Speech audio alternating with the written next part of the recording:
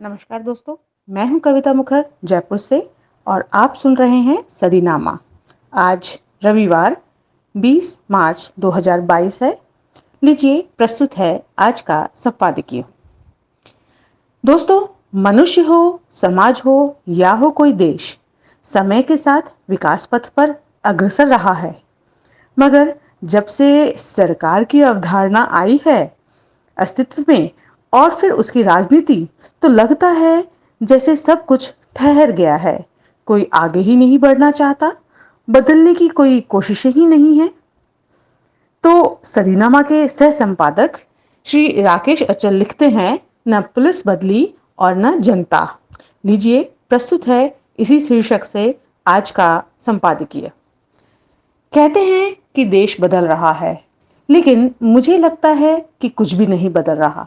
न जनता, न नेता, न पुलिस। जिस देश में आज से 100 साल पहले चौरा चौरी कांड हुआ था, उसी देश के बिहार राज्य में जनता ने पुलिस की ज्यादती के खिलाफ बेतिया का थाना फूंक दिया। 100 साल पहले जनता के प्रतिकार में 22 लोग मारे गए थे। 100 साल बाद बेतिया में एक जवान मारा गया और 10 घायल हो गए। लेकिन ये खबर इसलिए खबर नहीं बनी क्योंकि देश फिल्मिया गया है। पुलिस और जनता के बीच टकराव की खबरें नई नहीं है। बेतिया में पुलिस हिरासत में एक व्यक्ति की मौत के बाद जमकर उपद्रव हुआ। गुस्साई भीड़ ने थाना और पुलिस गाड़ियों को आग के हवाले कर दिया। पुलिस कर्मियों को दौड़ा दौड़ा कर पीटा। पुलिस कर्मियों ने जान बचाने के लिए थाना छोड़कर खेतों में दौड़ लगा दी थी। उपद्रव में एक पुलिसकर्मी राम जतन सिंह की भी मौत हुई। सिर को कुचल दिया गया है। हमले में 10 से अधिक जवान घायल हैं। 4 घंटे बाद पुलिस बल के साथ मौके पर पहुंचे पुलिस अफसरों ने भीड़ को हटाने की कोशिशें की। भीड़ ने दोबारा पथराव कर दिया। पुलिस ने भीड़ को हटाने के लिए लाठीचार्ज और हवाई फायरिंग की। 6 घंटे बाद भीड़ काबू हो सकी। आपको याद होगा कि चौरा चौरी कांड में 4 फरवरी 1922 असहयोग आंदोलन में भाग लेने वाले प्रदर्शनकारियों का एक बड़ा समूह पुलिस के साथ भिड़ गया था। जवाबी कार्रवाई में प्रदर्शनकारियों ने हमला किया और एक पुलिस स्टेशन में आग लगा दी थी, जिससे थाने में मौजूद सभी पुलिसकर्मी मारे गए थे। इस घटना के कारण 3 नागरिकों और 22 पुलिसकर्मियों की मृत्यु हुई थी। महात्मा गांधी ने इस हिंसा के बाद 12 फरवरी 1922 को राष्ट्रीय स्तर पर असहयोग आंदोलन को रोक दिया था।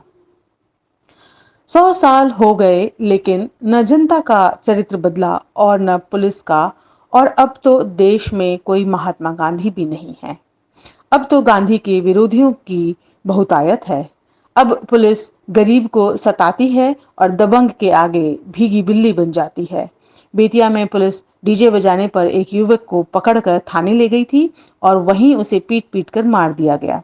जबकि मध्य प्रदेश में सरेआम शराब की एक दुकान पर पत्थर से हमला कर शराब की बोतलें तोड़ने वाली एक पूर्व मुख्यमंत्री के खिलाफ पुलिस ने कोई कार्रवाई नहीं की। पुलिस का यही दोहरा चरित्र साल दर साल खतरनाक होता जा रहा है। बेतिया और चौरा चौरी से दूरी मात्र 82 किलोमीटर है, लेकिन गांधी का संदेश अब तक न चौरा चौरी में है न बेतिया में। गांधी लगता है अब वहां अप्रासंगिक हो गए हैं। चूंकि पुलिस निष्पक्षता और मानवता को तिलांजलि दे चुकी है, इसलिए भीड़ भी अब जैसे को तैसा करने पर आमादा है। भीड़ को हिंसा के लिए पुलिस का चरित्र नहीं, सिस्टम का चरित्र में आक्रामक बना रहा है। सिस्टम भीड़ को मुफ्त में सिनेमा दिखाकर, मुफ्त में राशन देकर अपना उल्लू सीधा कर रहा है, लेकिन कोई इसके खिलाफ न बोलने को तैयार है और न खड़े होने के लिए। देश में पुलिस हिरासत में कितनी मौतें होती हैं, इसका कोई आधिकारिक आंकड़ा विश्वसनीय नहीं है। फिर भी आंकड़े जुटाने वाली सरकारी संस्था के मुताबिक पिछले 2 दशकों में पूरे भारत में 1888 मौतें पुलिस हिरासत में हुई, जिनमें पुलिसकर्मियों के खिलाफ 893 मामले दर्ज किए गए हैं, जबकि केवल 358 पुलिस अधिकारियों और न्याय अधिकारी औपचारिक रूप से अभियुक्त थे। आधिकारिक रिकॉर्ड से पता चलता है कि इस अवधि में सिर्फ 26 पुलिसकर्मियों को दोषी ठहराया गया था। लोकसभा में केंद्रीय गृह राज्य मंत्री ने राष्ट्रीय मानवाधिकार आयोग एनएचआरसी के आंकड़े पेश किए थे। इन आंकड़ों के मुताबिक हिरासत में मौत के मामलों में उत्तर प्रदेश पहले नंबर पर है। उत्तर प्रदेश में पिछले 3 साल में 1318 लोगों की पुलिस और न्यायिक हिरासत में मौत हुई है। पुलिस के चरित्र का मुद्दा है, इसीलिए मैं आंकड़ों के जाल में न उलझना चाहता हूं और बेतिया की ताजा घटना के प्रकाश में देश की पुलिस के चरित्र की बात करना आज जरूरी भी है। पुलिस की छवि पब्लिक पुलिस की बने और वह राजनीतिक दबावों से मुक्त हो, इसके लिए बड़े सुधारों की दरकार है। राजनीतिक दबाव का आलम यह है कि नेता बड़े पुलिस अधिकारियों तक को औकात दिखाने, वर्दी उतारने जैसी धमकियां दे देते हैं। सांसद विधायक तो दूर की बात, छुटभइये नेता तक एसएचओ को धमका देते हैं। नेता अगर सांसद हो या विधायक है, तब तो उस जैसे पुलिस अफसरों को बात बात पर धमकाने का जैसे लाइसेंस ही मिल गया है।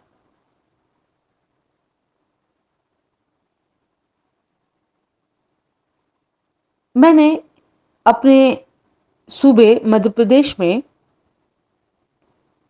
2 दर्जन से ज्यादा पुलिस प्रमुखों को प्रदेश की पुलिस को बदलने का सपना देखते हुए देखा। कोई प्रदेश की पुलिस को इंग्लैंड की पुलिस की तरह बना देना चाहता था और कोई अमेरिका की पुलिस की तरह, लेकिन दुर्भाग्य कि किसी का भी सपना पूरा नहीं हुआ। पुलिस को बदलना इतना आसान नहीं है। पुलिस को बदलने की कोशिश करना होता है और सरकार नहीं चाहती कि अंग्रेजों के जमाने के ढांचे पर खड़ी पुलिस आज के भारत की जरूरतों के हिसाब से तैयार की जाए, क्योंकि सरकार खुद नहीं बदली। फिर पुलिस कैसे बदल सकती है? पुलिस को सुधरने के लिए 1977 में राष्ट्रीय पुलिस आयोग आज किस दिशा में है, कोई नहीं जानता। इस आयोग ने रिपोर्ट सरकार को दी थी, वो कहां है किसी को नहीं पता। राष्ट्रीय पुलिस आयोग बनने के बाद से अब तक 1 दर्जन प्रधानमंत्री बन और बिगड़ चुके हैं, लेकिन किसी को पुलिस के सुधार की चिंता नहीं है। मुमकिन है कि कोई फिल्म निर्माता इस विषय पर फिल्म बनाकर सरकार को दिखाए तो सरकार को हकीकत का पता चल जाए, क्योंकि आजकल सरकारों को सच का पता फिल्में बनने के बाद चलता है, अन्यथा वे 32 साल तक नींद से जागती ही नहीं। बहरहाल मसला पुलिस को बदलने का है, केवल सिस्टम का नाम बदलने से कुछ नहीं बदलने वाला। जैसे मध्य प्रदेश में 2 शहरों को पुलिस कमिश्नर प्रणाली दी गई, लेकिन कुछ नहीं बदला। पुलिस राजनीतिक दबावों के सामने आज भी तनकर खड़ी नहीं हो पा रही। यहाँ नेता आज भी पुलिस संरक्षण में पथराव कर सकते हैं। बिहार में पुलिस हिरासत में निर्दोष युवक को मारा जा सकता है। उत्तर प्रदेश में पुलिस तो फर्जी मुठभेड़ों से देश को निरुत्तर कर चुकी है। दक्षिण में पुलिस बलात्कार के 4 आरोपियों को सीधे यमलोक पहुंचा सकती है और दुर्भाग्य से ये कि इन सबको जनता का समर्थन मिलता है। पुलिस हिरासत में मौतों में नंबर 1 रहने वाले उत्तर प्रदेश में जनता आदरणीय योगी आदित्यनाथ को दोबारा चुनती है।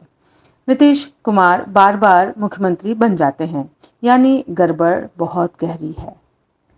दोस्तों, ये थे हमारे सह संपादक राकेश अचल जी। हम एक नए विषय के साथ कल फिर प्रस्तुत होंगे। तब तक के लिए मुझे इजाजत दें। नमस्कार।